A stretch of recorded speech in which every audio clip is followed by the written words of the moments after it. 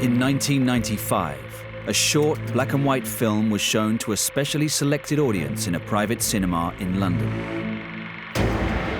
It claimed to show an authentic autopsy on the body of an extraterrestrial being that had been recovered from a flying disc, which had crashed near Roswell, New Mexico, on June 2nd, 1947.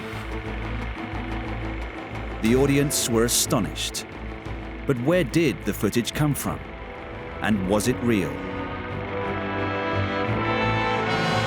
This looked potentially real. This could have been scientists in the United States cutting up dead aliens. All we did was enhance the film, restore the film, and remarketed it. The film deserved to be released, although there wasn't enough of it anymore. There were a few frames left. Alien Autopsy, Roswell, they've actually, this time, they've really found the alien beings? I had seen all the Ministry of Defense UFO files. I had never seen anything like this before. Where I had seen it, of course, is in sci-fi movies. When I first heard about the alien autopsy, I thought, maybe.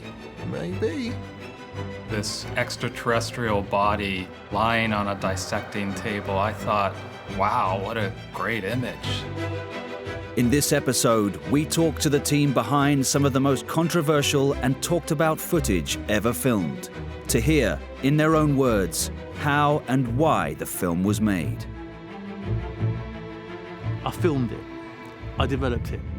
I edited it. This had to last forever. This had to be scrutinized to death and real. No idea the amount of stuff we had to go through to make it work. We had some chicken guts, leg of lamb bones, and a few sorted bits. It convinced a lot of people simply because it was so completely unique and different. I could pat myself on the back and say, oh, John, you did a great job there. But it's because there was something there for me to work with. Certainly, something happened in 47. Certainly, there was an autopsy. What it was, we don't know.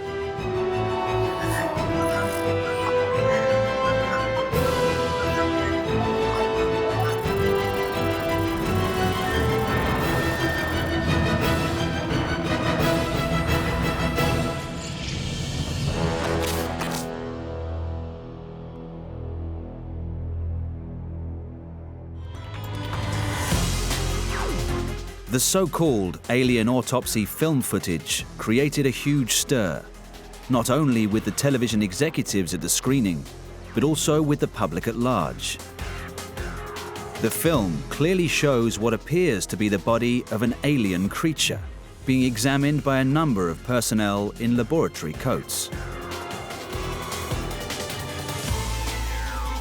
It was claimed that it was filmed after the UFO crash in Roswell, New Mexico, in the summer of 1947, and that it showed an authentic autopsy. I don't believe in aliens, yet when you watch it, it makes you think again. Because you think, wow, that does look really quite convincing.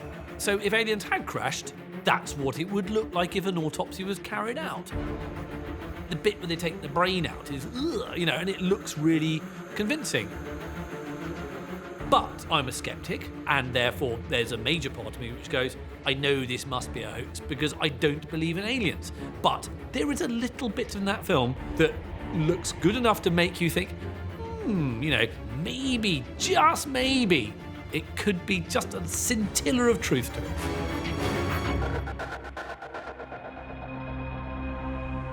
This basically looks like a human mannequin that someone's just thought, okay, well, they're gonna be smarter, so let's make a bigger head. And oh, I know, let's add an extra finger, because that's a really kind of otherworldly concept. I don't know, maybe that's what aliens really look like. I'm guessing different atmospheres, different evolution would probably mean that they look significantly more different than us. We have no idea. So you look at it and you go, well, why not? As one watched the documentary further, one saw that as they worked with the corpse of the alien, it seemed rather, shall we say, rubbery. Response was not the kind of solid way a corpse would move. The internal organs looked like meat scraps or something. It didn't look like an autopsy procedure. I think one of the big problems behind the alien autopsy footage is that the figures are very humanoid, which suggests convergent evolution across, some people will say just space, but also some people think that these people may have been temponauts, traveled across time. They do look suspiciously humanoid, and they do seem to conform a little bit too exactly to the kind of Dan Dare 1940s image of the alien.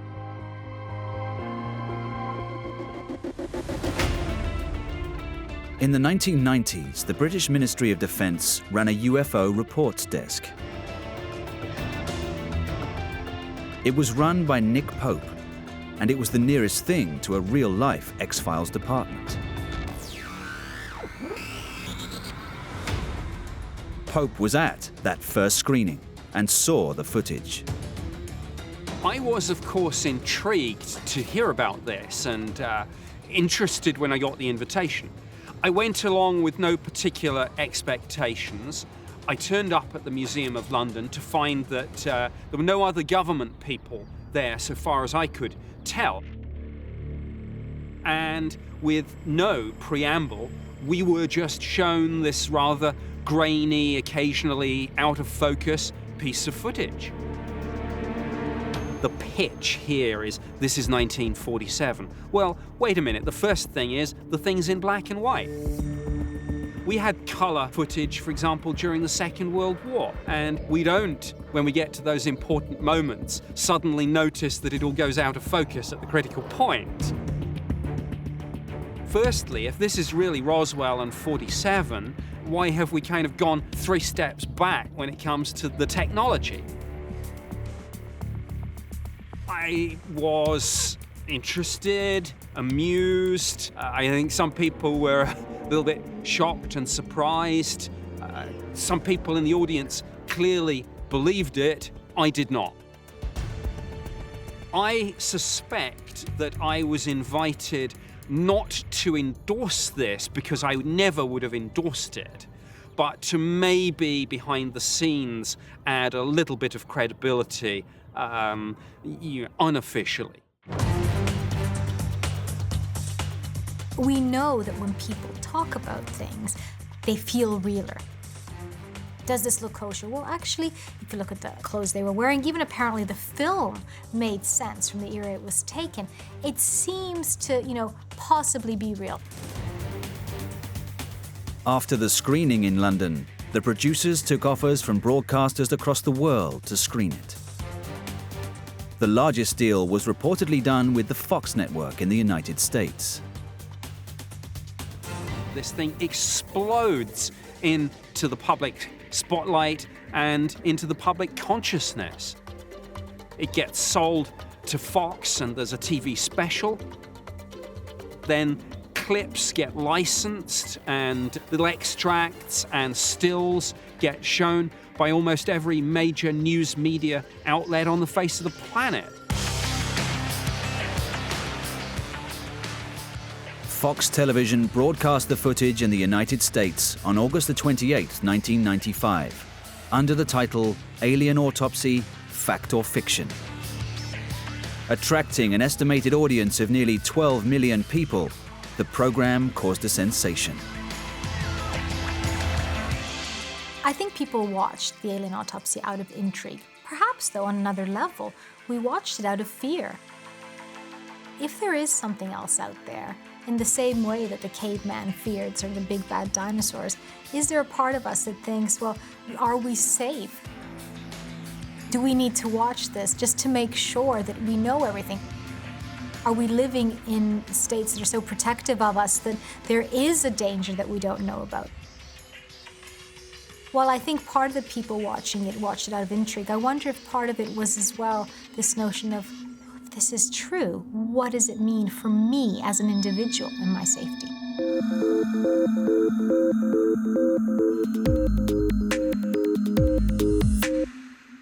extraterrestrials have a built-in plausibility, unlike maybe Bigfoot and Nessie, because yes, you know, there's this enormous universe out there, and statistically, sure, how could extraterrestrial life not exist somewhere in these billions, trillions of stars? Have they visited us? That's where they would disagree. But it's not an implausible idea in the same way that Nessie or Bigfoot are implausible ideas.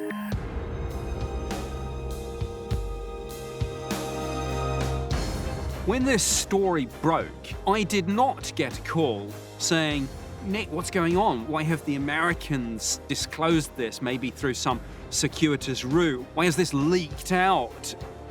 And the fact that I didn't get that call is indicative in and of itself of the fact that no one asked because everyone knew, or certainly everyone in government knew, come on, it's just a fake. It's a piece of hoax footage, cleverly constructed to play into pop culture memes about aliens and cover-ups. But far from seeing the autopsy footage as a joke, many viewers were actually convinced that what they were watching was real. Not only that, but the experts who appeared in the Fox special to comment on what they were seeing were largely positive too. When the autopsy footage was screened on Fox, Fox got on hand a panel of experts who knew about special effects, including Stan Winston, big name.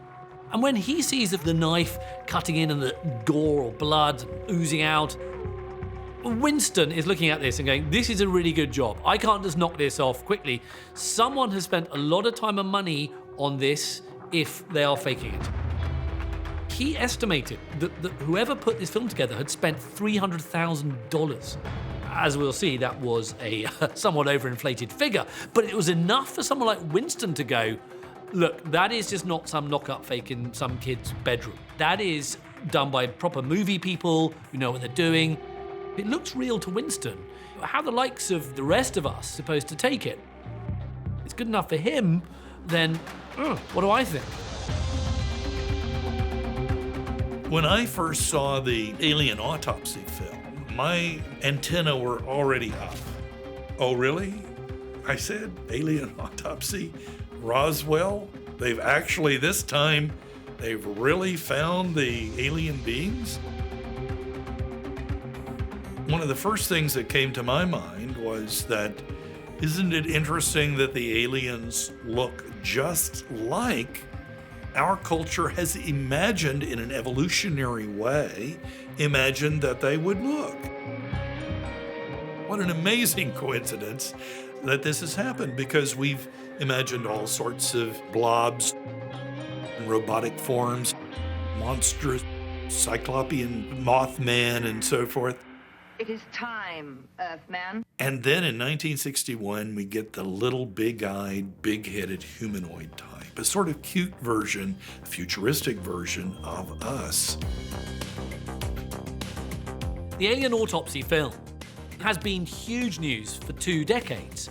It's got this wonderful appeal that seems to just go on and on and on. Yes, you get the skeptics, such as myself, who will just go, it's a hoax, it's junk, that's the end of it.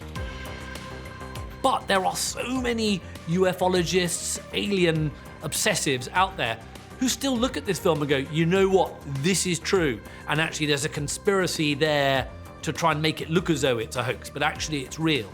And this is the absolute real McCoy. And the people behind the footage are absolutely masterful at keeping it running.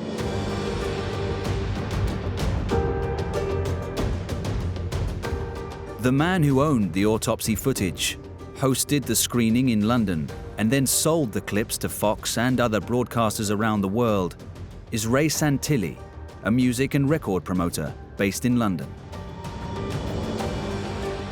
The commercial exercise was to put it out there and let people make up their own minds. We gave it to the broadcasters and said, look, you investigate it. They spent millions of pounds investigating the film, you know, making their documentaries and programs, including Fox in America, all of which were very successful. But we really didn't care whether they came back and said that the film was real or not. The whole idea really was to put it out there and let people make up their own mind. Santilli has since admitted that the Alien Autopsy film was actually a reconstruction, containing only, in his words, a few frames from the original 22 rolls of film, which he says he bought from a retired military cameraman back in 1992. We took a gamble at the beginning because we didn't want to go out there and say, look, this film is 100% genuine. We knew that we'd restored certain parts of it. So our idea at the time was to give the film to broadcasters and say to them, look, you investigate it. Whatever you decide, you can make a documentary about it, and you can say it's rubbish or you can say it's real. We actually don't care, but we would like to have the rights to the documentary you make. They went ahead, they all made their programs. Most of them, in fact all of them, said that the footage was real. We took those programs and we had video rights to those programs, which is how we made our money. Ray Santilli is, a pretty complicated figure. His background is in media production. He's not the likely source or a conduit for an Alien Autopsy film. But, he creates this very compelling story that he's been in touch with this old US Army Air Force cameraman who had filmed the autopsy and the crash landing. And it was through him that he gets hold of this footage.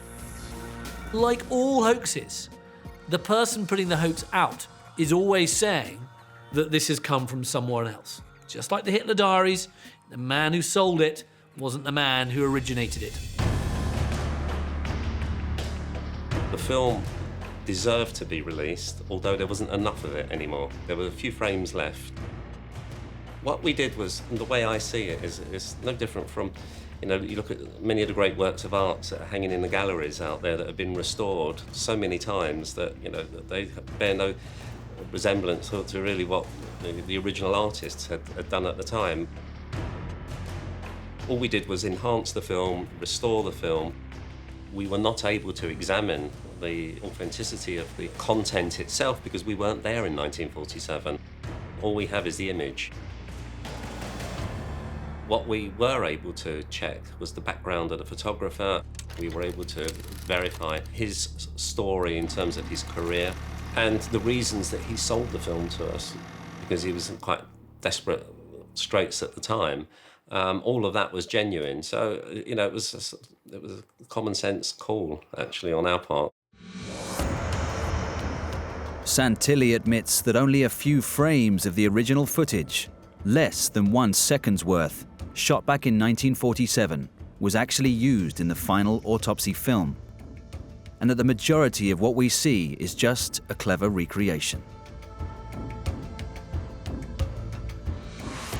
The producer, I think rather brilliantly, said, well, the original stock rotted. What I've made is a faithful reconstruction of what I saw.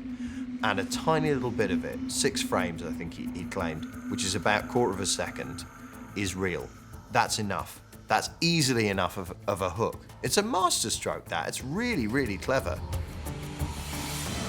You only have to keep a tiny little scrap of doubt in people's minds and go, well, yeah, a lot of it was fake. Had to be. The exposure to the alien stuff rotted the tape stock. But this little bit we managed to preserve because the truth is really important to us. A great deal of expertise went into making sure that everything matched the original film. If you looked at it, the medical instrumentation was exactly the same. Sockets in the wall and the screw fixings, they were all as they would have been on the original film. The camera was exactly the same camera that was used in 1947 in terms of model. The film stock as well was carefully selected. The whole purpose was to match the original film and then knit them together.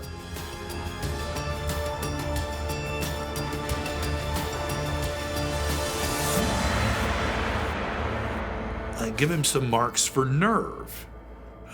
This is a good quality in a hoaxer, in a forger, and so forth. You need to have nerve because most of us would shy away from the boldness that it might take.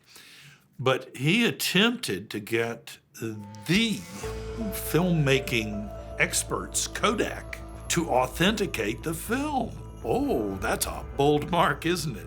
What he tried to do was bring in a little piece of leader film from, this is a secret, highly secret film of this alien autopsy. We can't bring that in and so forth. But we just want you to authenticate that this is actual 16 millimeter leader film that would have been used in 1947 and so forth. Well, of course, Kodak, I'm sure, could have done that, but they were too smart to buy that. Because if we're going to authenticate something, we want to have all of it. This is validating what the skeptics have said all along. Somebody made a model and they shot a modern film made to look like a kind of 1940s film. But, of course, the door was left open. You're doing the admission that it was a fake, which itself gets some fresh media coverage. But for all the believers and the conspiracy theorists, you just give them that last little bit of hope. Well, don't worry, there are 5 genuine frames in there somewhere. So if the alien autopsy footage had been recreated, how was that done? Where and by whom? Well, unbelievably, the set for the autopsy film was constructed in the living room of an empty flat in Camden Town in London.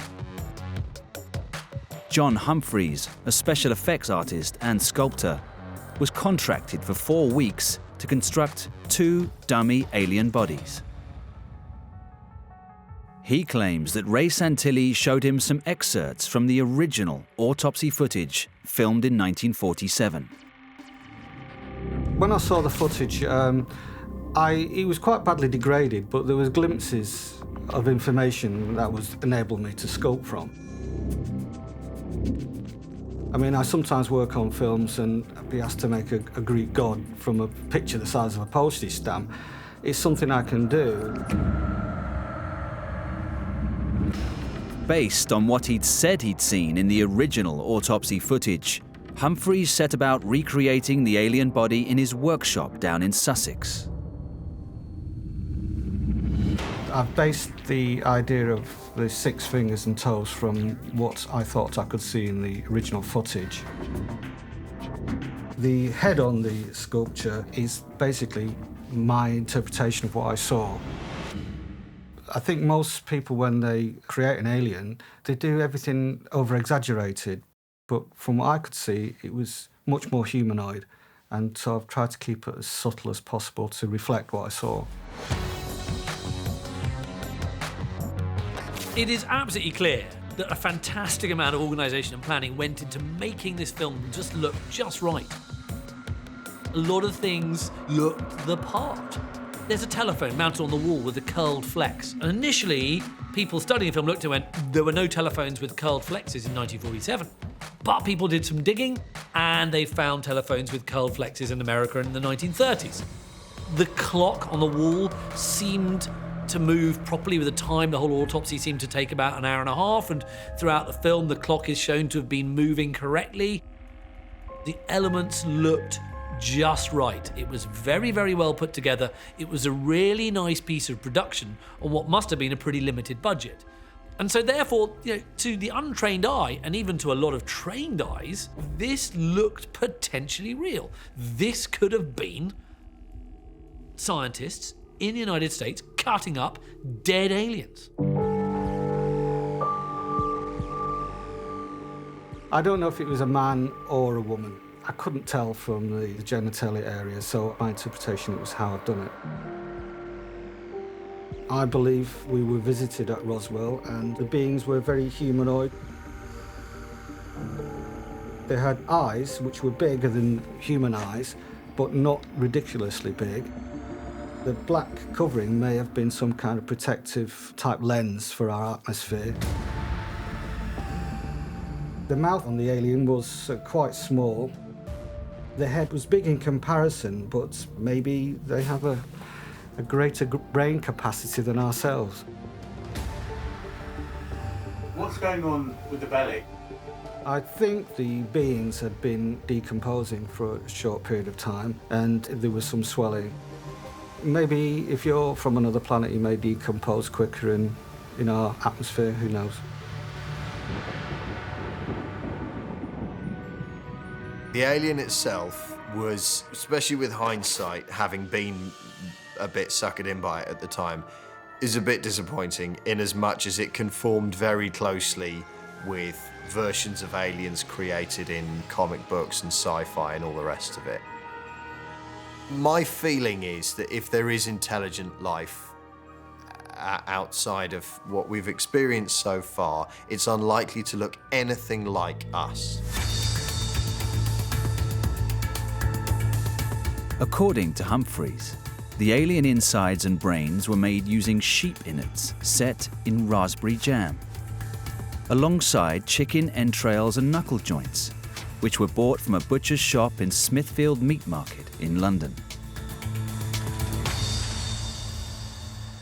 To do the effects on the original Autopsy, we didn't have much time or much budget. And so I went down to Smithfield Market, to Cosby's, who supplied me with the items I required. We had some chicken guts, some leg of lamb bones, and a few assorted bits. We used all these giblets, so to speak, to create a brain and the innards. As hoaxes go, it looked great. It played in very firmly to what I wanted to see from something like that. It all looked, I don't want to say plausible, but I'm left with nothing else. It all looked plausible to me. I think to a large extent, there's quite a simple reason as to why we want to believe these things are true. And I think part of it is because the belief that something so extraordinary could be true, A, takes us out of sort of the banality of day to day, but B, makes other things perhaps that we hope for possible as well. So if something so amazing could happen, maybe my world isn't as set in this kind of grind of day to day and understanding of the triviality of it. Maybe there's something bigger, more exciting out there. And I think because of that, we just generally want to believe. Lots of people who saw the footage, special effects guys, they all thought it was real. And it convinced a lot of people simply because it was so completely unique and different. I could pat myself on the back and say, "Oh, John, you did a great job there." But it's because there was something there for me to work with. Like all great hoaxes, the Alien Autopsy film relies on an event a lot of people are obsessed with and has a sort of kind of grain of truth to it. It relies on the supposed crash reported by the US Air Force of a flying saucer in 1947 in Roswell. Then Air Force later changed their story to the fact that actually it was a weather balloon and it wasn't a flying saucer, but there's enough there for the ufologists to look at and go, no, there must be a story there, it's being covered up. Because everyone thinks that the Americans are always covering up, every day, all the time. That's what the Alien Autopsy film builds on, and so it piggybacks something that people believe and it adds to it. So therefore, the dovetailing therefore gives it more credibility.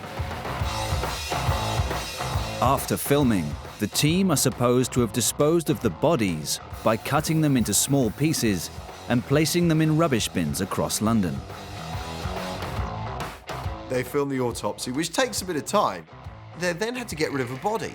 Now, that's not easy to do. I don't know how many bodies you've got rid of, but it's difficult. So they had to apparently split up the bits of the alien and deposit it in various bins around Camden. I mean, the idea of one of them arriving at a public bin, go, this is already full of meat. It's got, look, there's long fingers poking out of this, was no good. I thought this was my section. The story of how the film is put together, it almost feels comic. The fact that it wasn't filmed in Roswell in 1947, but is actually filmed in a flat in Camden in North London by some chancers who are basically having a laugh. I love the way that they acquire this sort of offal and entrails from butchers. They're having to sort of smuggle the alien body up the stairs into the flat. And then when it comes to the final dismemberment, they're chucking the parts into bins all over London. It's almost like actually a real murder, a real sort of mafia hit, in which you're taking a leg and a foot, and you're putting that in one bin and a bit of brain in the other bin. It is the stuff of great comedy. The Alien Autopsy television special also featured a man reading a statement verifying that he was the original cameraman and the source of the footage. Santilli has since admitted that he'd found an unidentified homeless man on the streets of Los Angeles, persuaded him to play the role of the cameraman, and filmed him in a motel.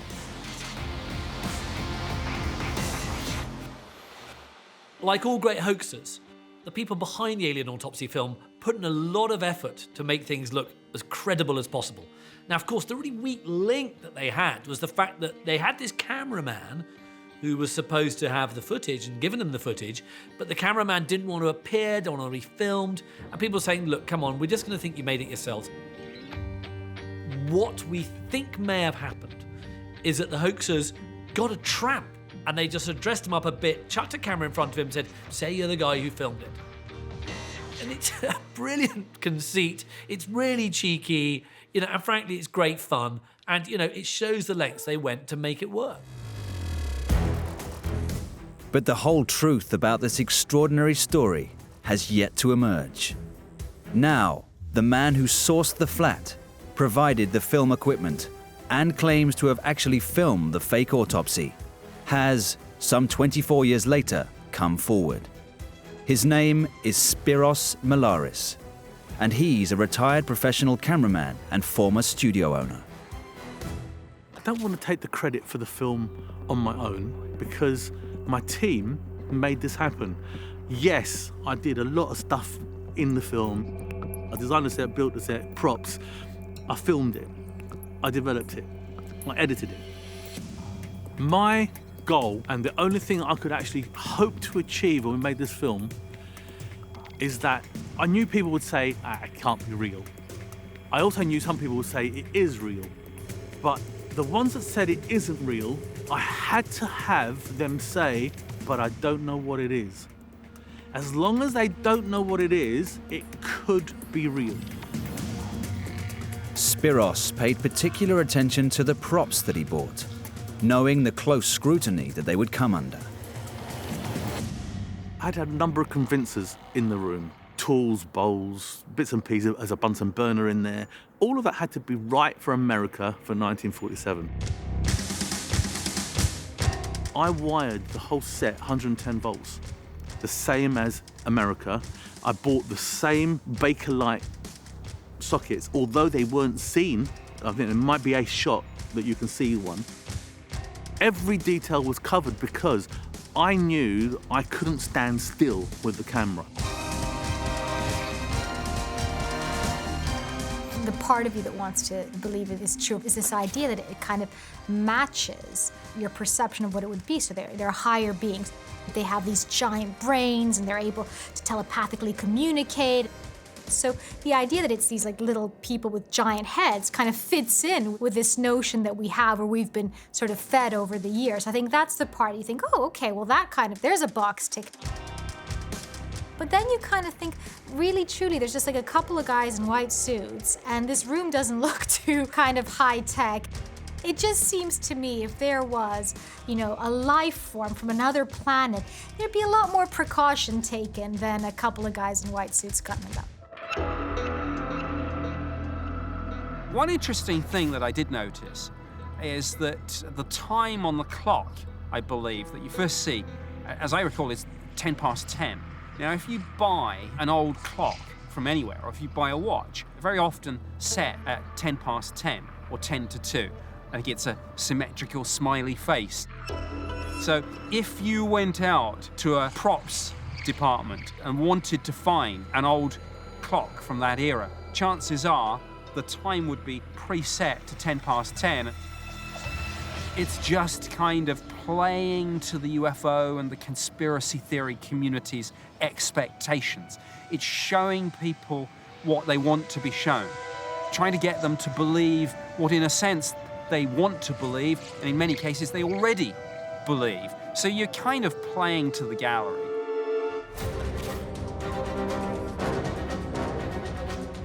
We structured how we were going to do it.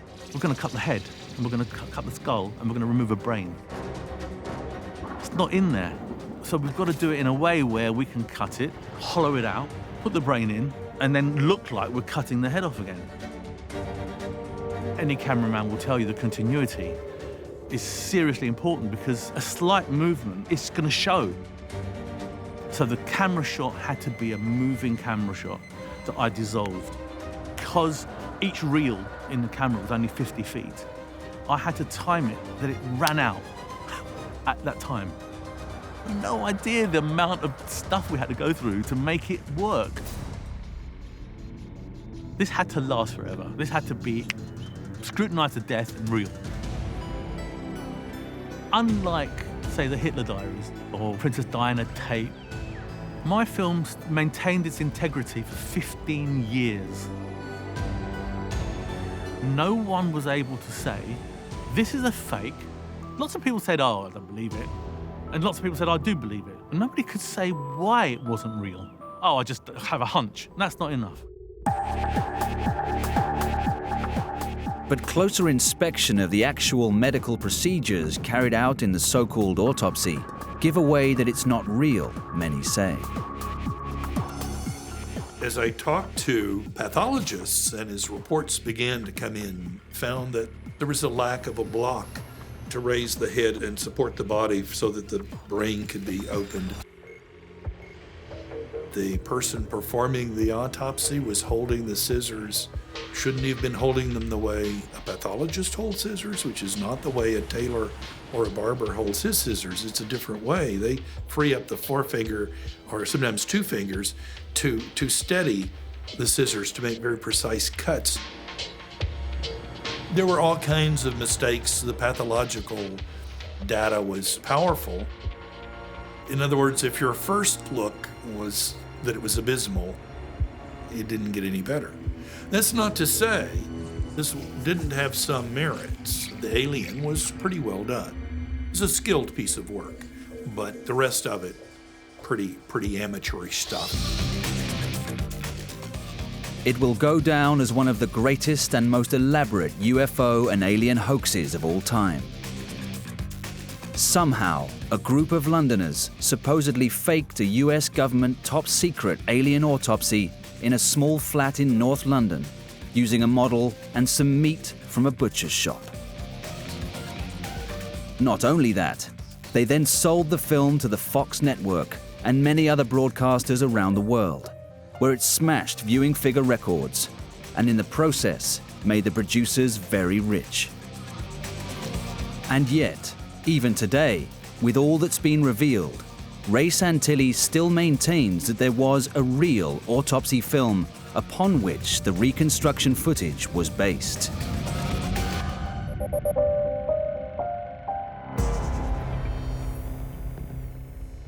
There was original alien autopsy footage. A lot of it had deteriorated by the time we got it back to London.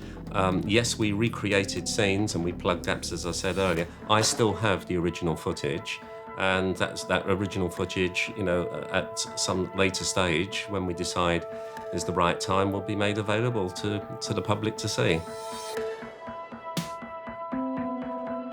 As far as I'm concerned, it is a historical document, which I think is important in itself. I think it has been restored, and that restoration process was a work of art.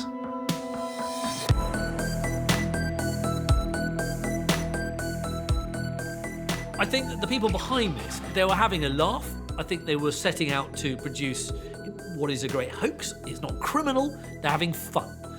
I can make an alien autopsy film and tell you, and it's up to you if you want to believe it. That's fine, nothing wrong with that. But I think that what must have surprised them was the fact that it just ran and ran and ran, and it obviously became such a great source of revenue. No wonder you would keep quiet that it was a hoax for as long as they did, because they were earning money from credulous TV executives who were desperate to boost their ratings, desperate to get advertising revenue in. So in many ways, everybody's happy. I think for the people who made the film, it must be a bit weird to imagine it's all gone this far and it's all taken this long. This ball has stayed in the air forever.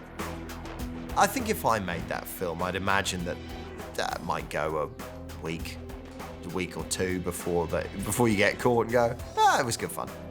This has been 20-something years, you know? The brilliance behind the hoax was that because it looked so good and so compelling, that those who were watching it with a sense of incredulity sort of then had doubts in their mind. And Santilli would give a very good account of how it came about.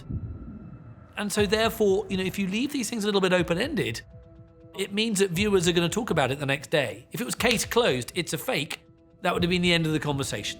But the fact is, Fox kept it open, partly so they didn't look like fools, knew to be a hoax, but also because they knew it was going to be better for viewing figures. This thing becomes part of pop culture. I mean, it's been referenced in the X-Files. There's been, of course, the Anton Deck movie in 2006. It's firmly embedded now in our consciousness, in our memories.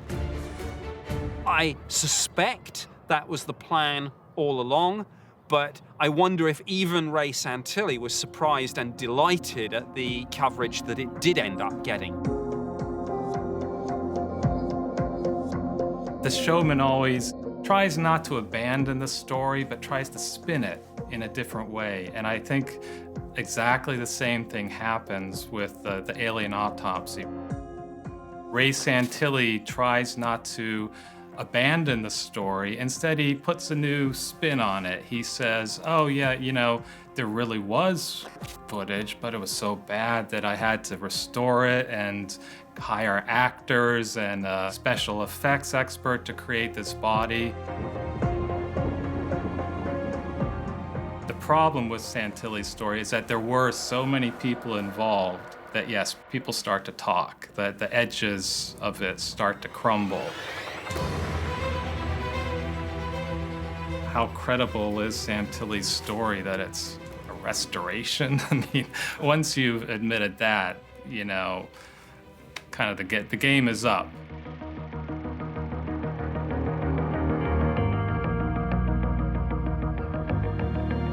One can see how other people might take it seriously because, after all, everybody knows there could be life out there somewhere.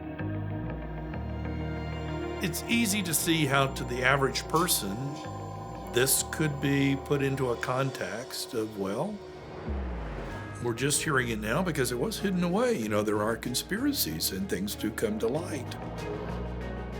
It's not so obvious to the naive, but it was pretty obvious to this relatively sophisticated.